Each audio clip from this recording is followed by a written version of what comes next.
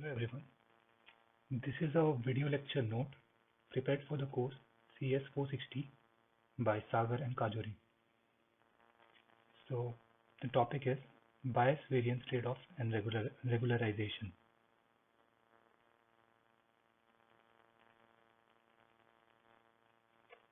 Bias and to some degree variance are some terms which we often use in our daily lingo without paying much attention to their meaning.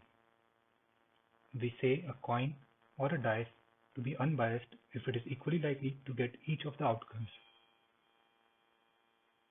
But in statistics, both the terms bias and variance has a very particular meaning. Fortunately, they do not differ greatly from their common usage. So, in this lecture, our objectives will be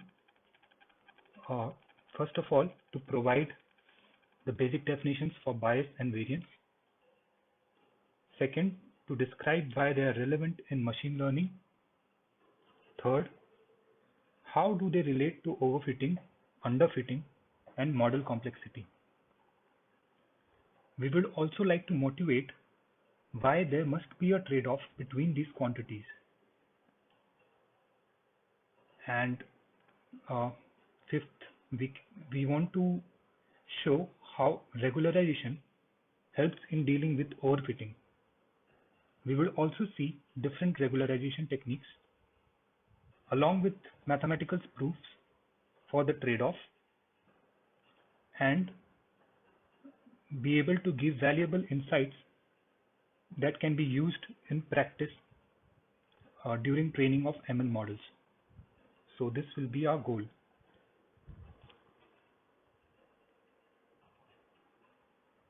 So what do we mean by bias and variance? Bias of an estimator refers to the expected difference between its estimates and the true value in the data. It measures how close the estimator really is to the actual data points which the estimator is trying to estimate. So to explain this point, let us think of a thought experiment. Say we want to predict what is the probability of getting a 6 upon throwing a fair dice. To estimate this probability, let us throw the dice n number of times and note the number of times 6 occurs.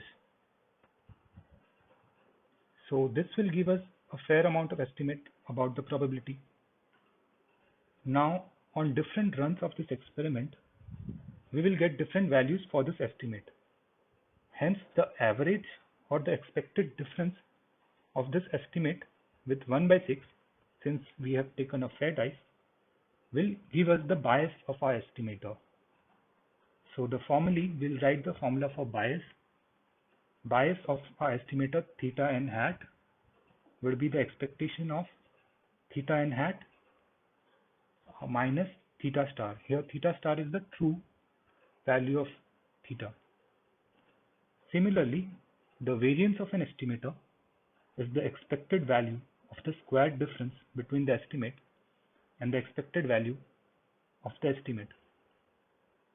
So once again, the variance of the estimator is the expected value of the squared difference between the estimate and the expected value of the estimate. So what this definition says is that if we have high variance, that means that the variance of the estimator is high, or what we can say is that the estimator changes or varies its estimate a lot on different sample sets of the data. So in our previous example, suppose if we were to throw the dice, but along with the dice, we were also to throw a coin. And if the coin showed a head, we would record the number of dice which we got.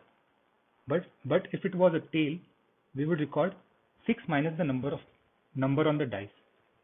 Finally, we will tally the number of 6s and divide by n to get the estimate for the probability of finding a 6. So you can see from this symmetry that the bias of this estimator which we get would be low, but the variance will be high, since on different runs of this experiment, we would get very fluctuating results. So you can see here the formal definition of variance. Variance of the estimator theta n is given by expectation of theta n hat minus expectation of theta n. This the whole square. So what does all of this has to do with machine learning? So we know in supervised machine learning, we want to train models that make certain kind of predictions based on the training data. They do this by learning the internal parameters functions so as to minimize a loss function over the training set. While loss over the training set is useful, what we usually care more is how the model performs on unseen data or test data. A good model should have high generalization performance to be useful. So while choosing a ML model, we have a variety of choices: regression, decision trees, neural networks, support vector machines, etc. The key difference of all these models is how sensitive they are to the training data. Hence, we can characterize the realm of good ML models in two categories: high bias, low variance, and the second one being high variance, low bias. High variance, low bias models are consistent, but are consistent on average, but inaccurate. So you can see in the first picture. On the other hand, we have low variance and high bias models, which are accurate on average, but inconsistent. So why there must be a trade-off? There will always be a trade-off between minimizing bias and variance. So while training our ML model, we want both bias and variance to be low. But low variance models tend to be less complex with a rigid structure. For example, regression, Naive Bayes, and linear and parametric models. While low bias models tend to be more complex with flexible structure. And the examples being decision trees, nearest neighbors, and nonlinear models. Also within each family, the trade-off can be controlled. For example, in regression, we can use a regularization term to reduce the model complexity, while in decision trees, we can use pruning to control the complexity. Models that aren't complex usually underfit the data, while the complex models usually overfit, which leads to the model learning noise instead of the signal, and hence the high variance. So why must this trade-off exist? As we will see later, the testing error can be decomposed as the sum of bias, variance, and an irreducible error component. Hence, in trying to optimize the test error, we usually have to give up one of the above.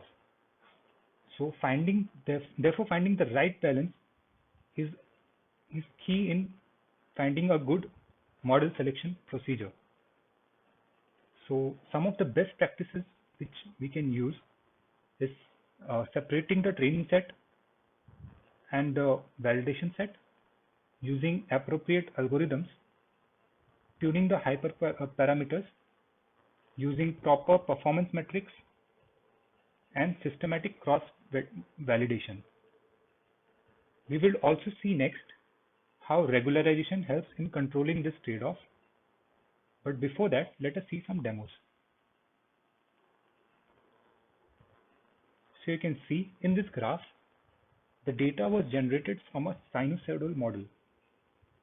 You can see the green line, the linear model was least flexible and gave high training error, while the polynomial estimate was more complex and thus more flexible. It gave us low training error, but the downside was it had high variance and was learning the noise instead of learning the function. So you can see from the plot of the test error first decreases as we increase model complexity, but eventually starts to rise. Hence, the model does not generalize to unseen test cases, which we actually want. In this case, we would say that the model has overfitted on the training data.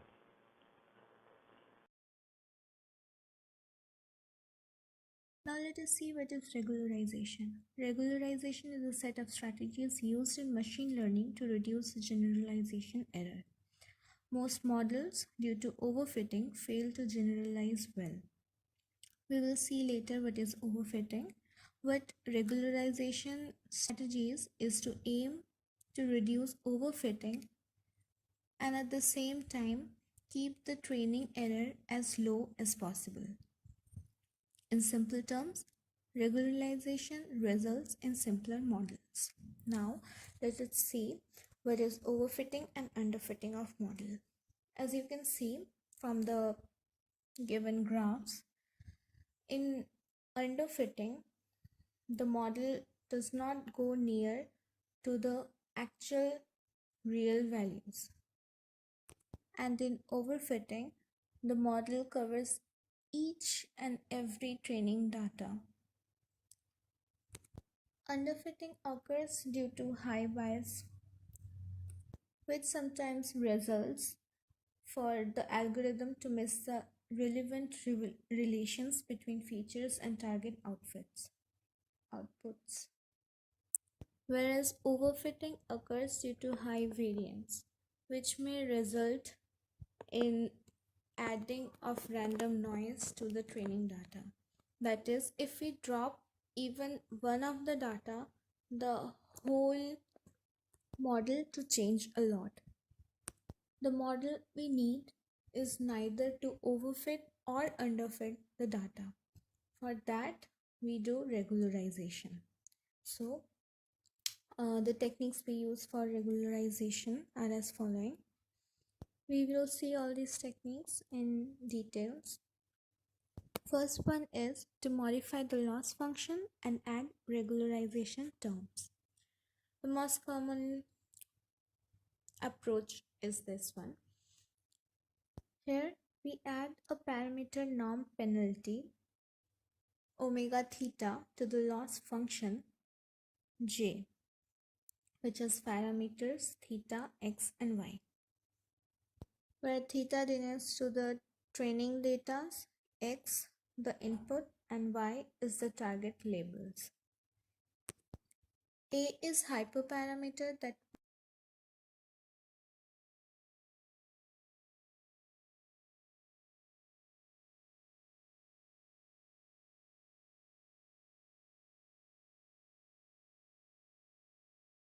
L2 regularization is also known as weight decay or ridge regression, which adds a norm penalty in the form of omega theta. The loss function is then transformed to j prime. On computing the gradients, we get this following equation. Now, taking learning rate to be lambda for a single training step, the W value is as follows. So we can see that each weight of the weight vector will be reduced by a constant factor on each training step.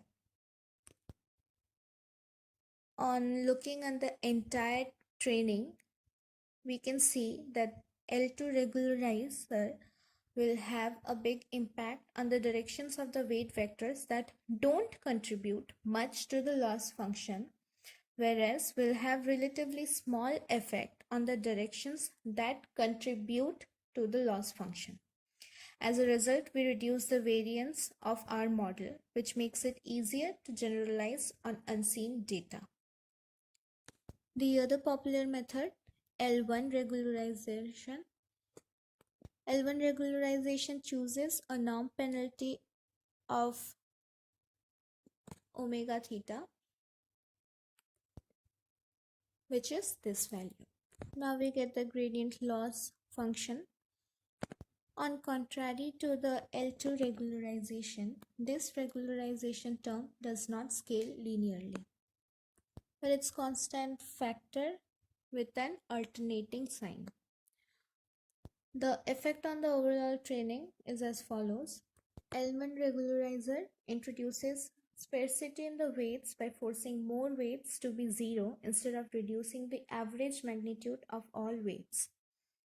There is a method which linearly combines L1 and L2 regularization with the goal to acquire the best of both worlds. This method is known as elastic net. Or that this omega theta is the value which reduces the effect of certain features from either of them. So it combines the feature elimination from L1 and feature coefficient reduction from L2. As said earlier, this results in us getting the best of both methods. Another method of regularization is entropy regularization. This is also a norm penalty method which applies to probabilistic models. Let's assume the model output a probability distribution Px, then the probability term will be denoted as omega x. What this does is it forces the probability distribution towards the uniform distribution to reduce the variance and hence regularize the model. Next method is label smoothing. By adding randomness, we can reduce the variance of models and lower the generalization problem. Noise injection is one of the most powerful regularization strategies used. Label smoothing is a way of adding noise at the output targets. Let's take an example of classification problem. In most of them, a form of cross entropy loss is used and softmax to output the final probability. Let this be the target vector. Now because of the way softmax is formulated, it can never achieve an output 1 or 0.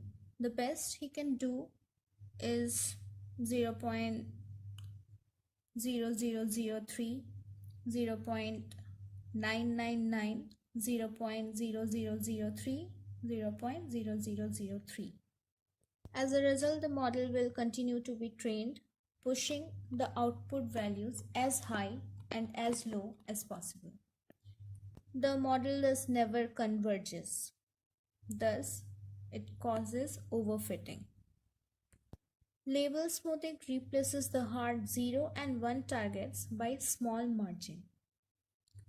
Specifically, 0 is replaced with epsilon by k minus 1 and 1 is replaced with 1 minus epsilon, where k is the number of classes. This ultimately solves the problem of overfitting.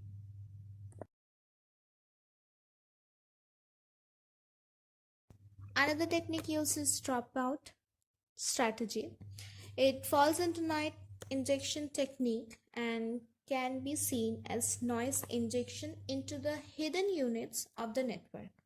So what is done is during training, some number of layer outputs are randomly ignored, or you can say dropped out with probability P.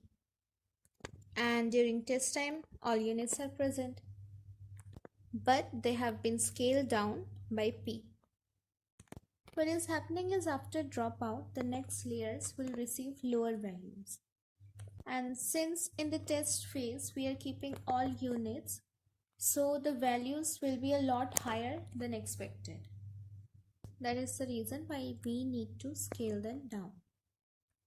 By using dropout, the same layer will alter its connectivity and will search for alternative path to convey the information in the next layer.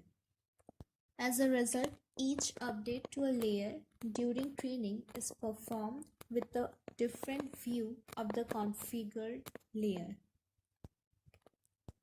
Dropping values means temporarily removing them from the network for the current forward pass along with all its incoming and outgoing connections. This sometimes makes the training process noisy. And we already know that adding randomness reduces the variance of the model, thus lowering the generalization error.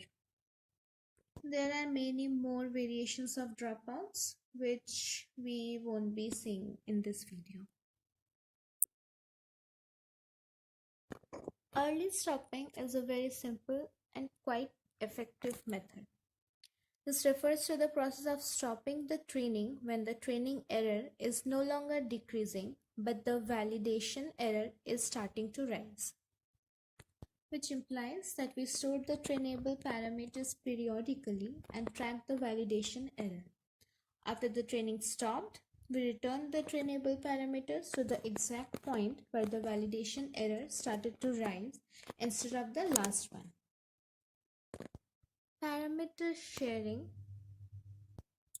Instead of penalizing model parameters, it forces a group of parameters to be equal. An example will be applying our previous domain knowledge to the training process. Most common approach is convolutional neural networks.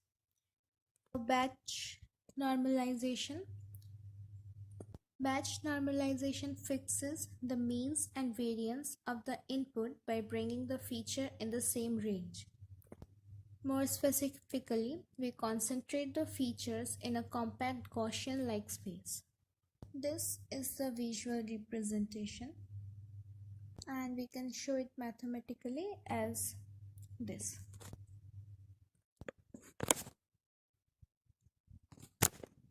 We can also see this as a form of noise injection in the training dataset. There are different ways to achieve data augmentations.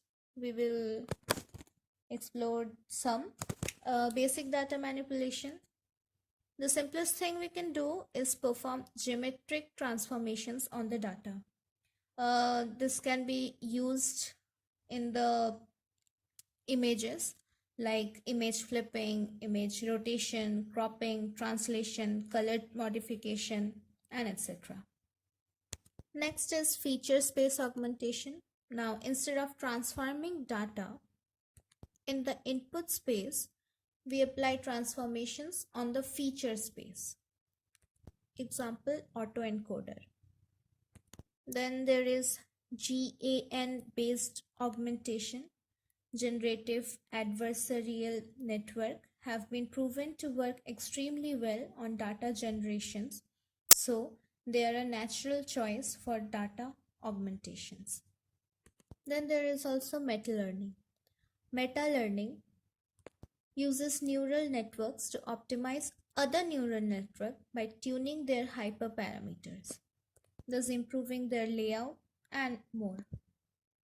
Example, we feed random image to an augmentation network. This generates augmented images. Both the augmented image and the original are passed into second network, which compares them and tells us how good the augmented image is. On repeating the process, we get a better and better images. Now let's conclude.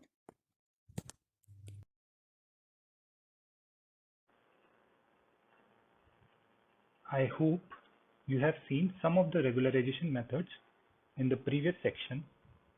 In this part, we would give a more sound mathematical explanation along with some useful practical insights. Before that, let us fix some notation. First, let the dataset be generated from a probability distribution with some unknown but constant parameter theta star, and let capital X denote the design matrix. Now for bias and variance in statistical inference setting, let theta n hat be our estimator. Now from the definition of bias and variance, and by expanding the mean squared error, the mean squared error can be decomposed as follows.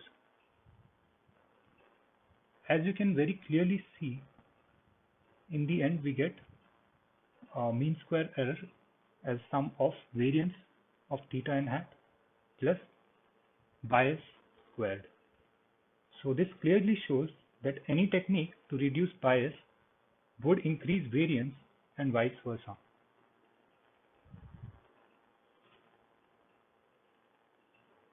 Next, in the case of L2 regularization, we can also formulate this trade-off easily. So recall that the loss function is in L2 regularization is given by this formula J of theta. This is equal to lambda by 2 theta norm of theta square plus half times summation yi minus theta transpose x xi squared. So this is the loss function in L2 regularization, and the closed form solution to this equation is given by this formula over here. So x transpose x plus lambda I inverse times x transpose times the label vector. So again, if we try to calculate the bias, here note that x transpose x is always diagonalizable. So we have the exact solution for theta n hat, and so the bias can be calculated, and it turns out to be this formula over here. So here U is the metric which was used to diagonalize x transpose x. So we see that if lambda is equal to 0, the terms in the diagonal of this matrix would all be 1. So therefore there would be no bias. But as we try to increase lambda, we see that there is increase in bias towards 0, and the weight should shrink. Similarly, if we try to calculate the variance, we'll get the formula given by this over here. Here if we see that if we increase lambda, the variance actually decreases. Since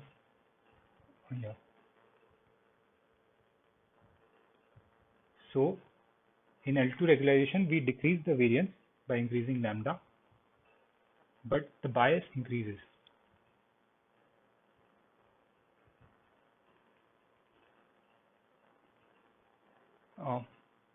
Next, let us consider a supervised prediction task. So here we will assume that the data was generated by a true function f, and by a true function f, and by adding a Gaussian noise. Now in a supervision task, we have to construct the hypothesis function f n hat given some fixed training size such that our generalization error is low. So in this case, if we consider the mean square error and if we expand it, it turns out to be some irreducible error term plus expectation of fn hat minus f squared. So this is nothing but bias squared plus the variance of fn hat. So again we see that there will be a trade-off between bias and variance. So now we can't do anything about the irreducible error, but we can decrease one of these other two terms if we want to decrease the mean squared error. So and hence this trade-off arises. For other types of loss function, such a clean decomposition may not exist, but we can apply similar heuristic approaches to minimize the test error. So what are those approaches? So in practice, some observations can be useful to us. Overfitting often relates to high variance and underfitting to high bias. Some techniques which we can use to reduce variance would be increase regularization, obtain larger data set, decrease number of features, use a smaller model, etc. While some of the techniques to reduce bias would be to decrease regularization, use more features, use a larger model, etc. Now the best way to deal with error is to find out which term in the decomposition contributes the most, but it is not practical always. Hence, we can apply the general heuristics as follows. So we can use training error as a proxy for bias, and the gap between training and cross-validation can be taken as a proxy for variance. Hence, we will try to analyze the model simultaneously and then take steps to target in which regime this model belongs. And since we have seen that there is always a trade-off, taking such steps might worsen the other term. So taking steps to reduce bias might increase variance, and taking steps to reduce variance might increase bias. So then by analyzing simultaneously, we can find the optimal balance. Finally, there is also the question, which regularization technique should we use? So let us take the example of L1 versus L2 or lasso versus ridge. So we can reformulate the L2 loss as trying to find a solution to the loss function such that all the weights are bound in an area bound by a circle. And similarly, the L1 tries to find a solution in the L1 boundary. Due to this, both L1 and L2, the weights tend to be biased towards 0. So by applying L1 and L2, we get a bias towards 0. But in the case of L1, it has limited weight to distribute. So it will crank up the weights of features that matter the most. This can be helpful if we want explainability in our models. So what we can do is we can increase regularization term and see which features matter the most. This was for L1 or lasso. But L1 or lasso is not that robust. For robustness, L2 regulation is better since it does not distribute all the weights to very few features. And if we want best of both the worlds, we can use an elastic net or error term. Thank you. Here are the references for this video note.